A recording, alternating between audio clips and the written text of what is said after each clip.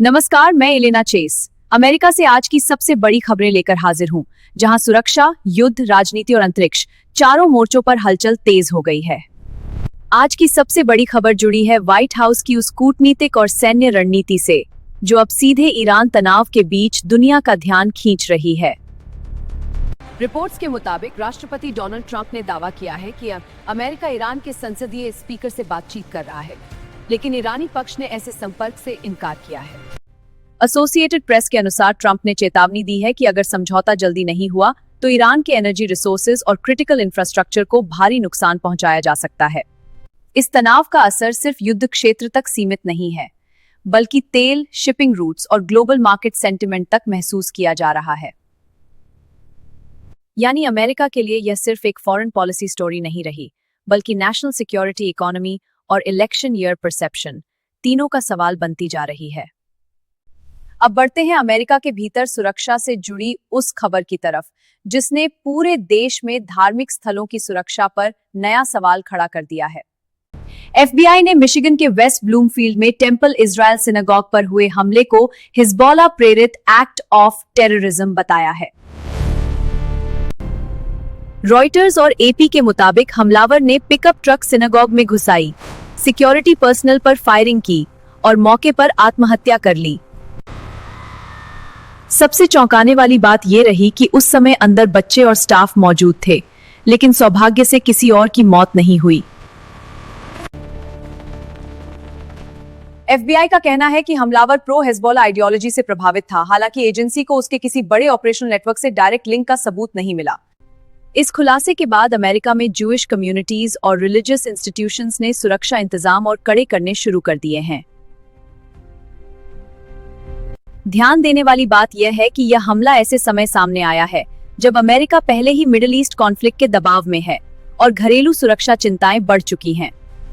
यही कारण है कि अब यह सवाल और बड़ा हो गया है, क्या विदेशों का तनाव अमेरिका की सड़कों और संस्थानों तक पहुंच चुका है? अब बात उस खबर की जो चिंता नहीं बल्कि उम्मीद और टेक्नोलॉजिकल एम्बिशन का चेहरा बनकर सामने आई है। रॉयटर्स की रिपोर्ट के मुताबिक नासा अब आर्टेमिस 2 मिशन के लिए तैयारियों के अंतिम चरण में है और लॉन्च विंडो 1 अप्रैल 2026 के बाद खुल सकती है। यह मिशन बेहद खास है क्योंकि यह आधी सदी से भी ज्यादा समय बाद इंसानों को फिर से चंद्रमा के पास ले जाने की अमेरिकी कोशिश का अगला बड़ा कदम माना जा रहा है। एक तरफ युद्ध और टेरर की हेडलाइंस हैं, तो दूसरी तरफ नासा की यह तैयारी अमेरिका की साइंस लीडरशिप और नेशनल प्रेस्टीज को फिर स्पॉटलाइट में ला रही है। आर्टेमिस प्रोग्राम सिर्फ स्पेस मिशन नहीं, बल्कि technology, defence innovation, private sector partnership और अमेरिका ग्लोबल इमेज से भी जुड़ा हुआ माना जा रहा है। यानी आज के अमेरिका की तस्वीर 2 हिस्सों में बंटी दिख रही है। एक तरफ जमीन पर कॉन्फ्लिक्ट, दूसरी तरफ आसमान में एम्बिशन। चले अब बात टेक और रेगुलेशन की, जहां प्राइवेसी को लेकर एक बड़ा मामला फिर सुर्खियों में आ गया है।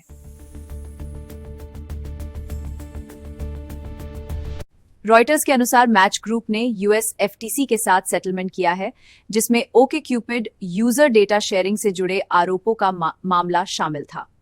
इस सेटलमेंट के तहत फ्यूचर प्राइवेसी रिप्रेजेंटेशंस और कंप्लायंस स्टैंडर्ड्स पर ज्यादा सख्ती की बात सामने आई है। यह खबर इसलिए अहम है क्योंकि अमेरिका में अब टेक कंपनीज पर डेटा प्राइवेसी, कंज्यूमर ट्रस्ट और प्लेटफॉर्म अकाउंटेबिलिटी को लेकर रेगुलेटरी प्रेशर लगातार बढ़ता जा रहा है। इसी बीच रॉयटर्स पोल के मुताबिक कई इकोनॉमिस्ट अब भी मानते हैं कि फेडरल रिजर्व इस साल के बाद के हिस्से में रेट कट कर सकता है, हालांकि ऑयल ड्रिवन इन्फ्लेशन चिंता बनी हुई है। अगर मिडिल ईस्ट तनाव लंबा चलता है तो उसका असर अमेरिका में फ्यूल कॉस्ट, इन्फ्लेशन एक्सपेक्टेशंस और आम उपभोक्ता की जेब पर भी पड़ सकता है। तो आज की तस्वीर साफ है, व्हाइट हाउस पर जियोपॉलिटिकल प्रेशर, FBI के सामने डोमेस्टिक थ्रेट, नासा के पास हिस्टोरिक मिशन और इकोनॉमी पर इन्फ्लेशन का शैडो। अमेरिका की आज की खबरें हमें यही बताती हैं कि यह देश इस वक्त एक साथ कई मोर्चों पर लड़ रहा है, सुरक्षा, डिप्लोमेसी, साइंस और पब्लिक ट्रस्ट। आने वाले दिनों में सबसे ज्यादा नजरें रहेंगी ट्रंप ईरान डेवलपमेंट्स, FBI की आगे की जांच और नासा आर्टेमिस 2 लॉन्च टाइमलाइन पर। फिलहाल के लिए इतना ही। मैं हूं एलेना चेस। अगर आप चाहते हैं ऐसी ही लेटेस्ट इंटरनेशनल न्यूज तो वीडियो को लाइक, शेयर और सब्सक्राइब जरूर करें। धन्यवाद।